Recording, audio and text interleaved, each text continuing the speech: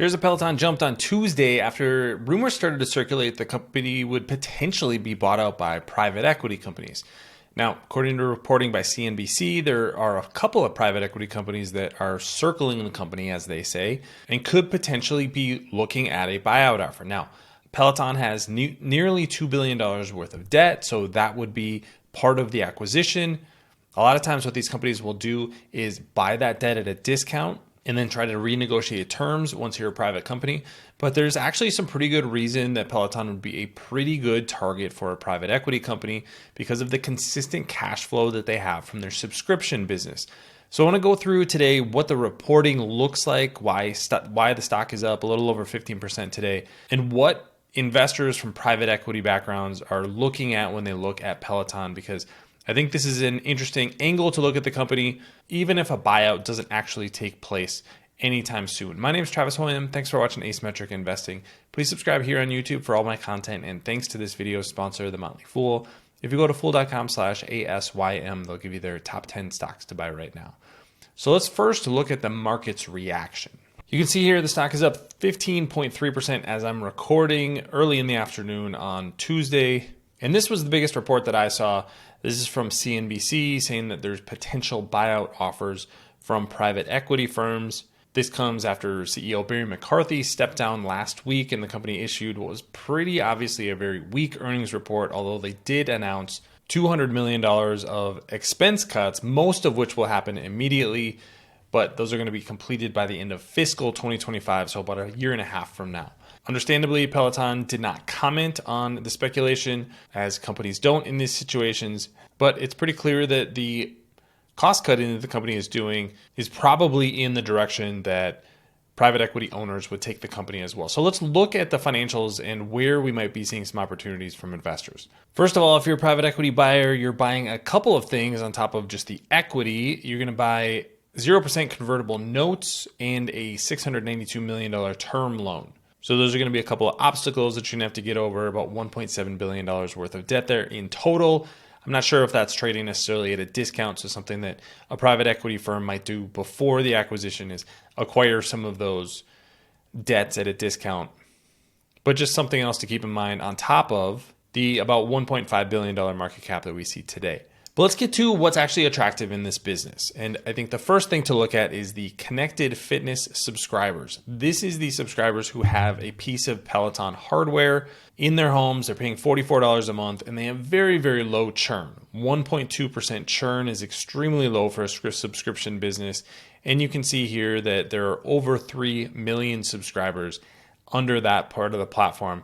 What's not doing well is the app subscription, 674,000 subscribers and a very, very high churn rate of 9.2%. I covered this in the earnings coverage that I published earlier, but this was really the strategy change that McCarthy was part of, saying, hey, we want to be a connected fitness company for everybody, not just necessarily people who have bikes.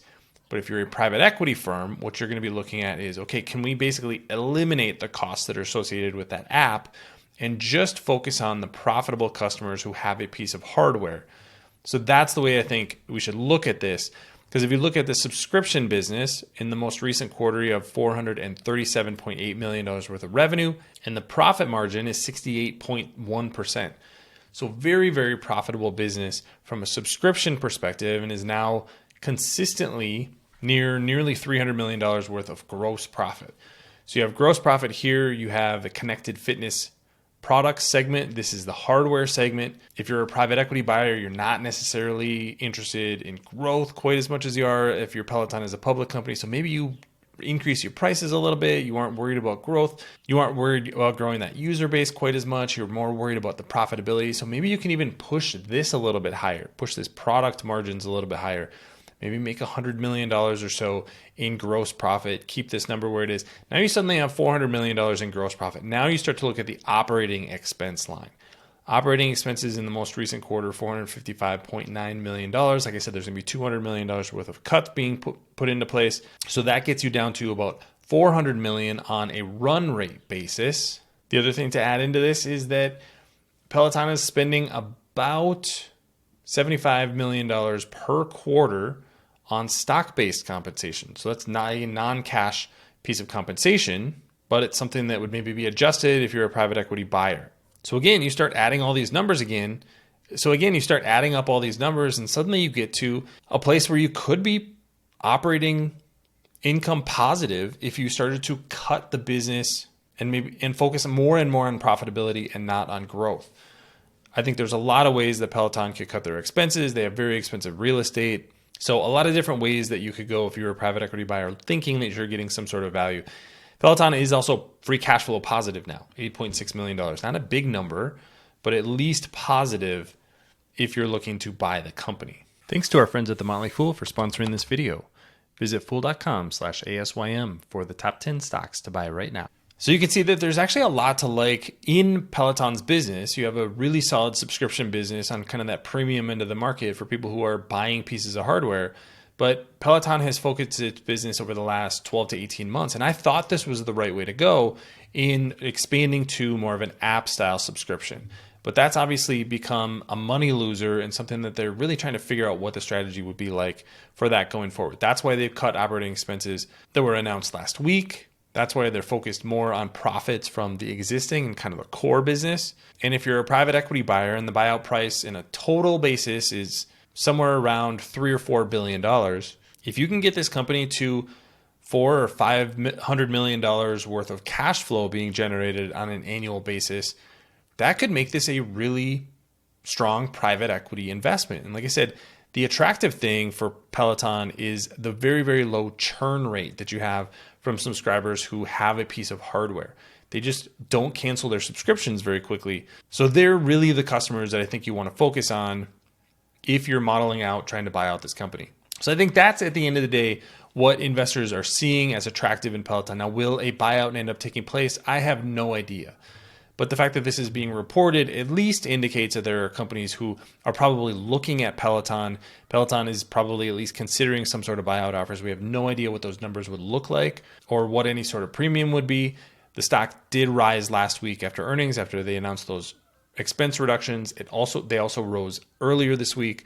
So maybe some of that premium is already priced into the market. But we'll see how this plays out. I think Peloton is probably going through a transition that maybe makes more sense to do under the ownership of a private equity company. You can have a little bit more freedom to operate and change your business. If you're under private ownership, you don't have to report earnings to investors on a quarterly basis and see your stock drop like we've seen from Peloton over the last couple of years. Because I think this is, at the end of the day, a very good business to be in. It's got a lot of scale, a lot of opportunity to grow, but it's really rocky getting to that point where you can potentially dominate the market and come out the other side with a better balance sheet. So very, very possible that a buyout does take place. If it does, it would definitely give up the upside that I potentially see in Peloton, but I'd be happy to take that premium as a shareholder as well. So that's what we know so far. It will be interesting to see what happens over the next few months if something is announced or some sort of offer at least is announced from Peloton. But clearly this is a company that's in transition mode. So not surprising that private equity buyers are circling the company. But what do you think about a potential buyout of Peloton? Leave your comments in the comments section below. Don't forget to subscribe to Asymmetric Investing. Thanks for watching, everybody. See you here next time.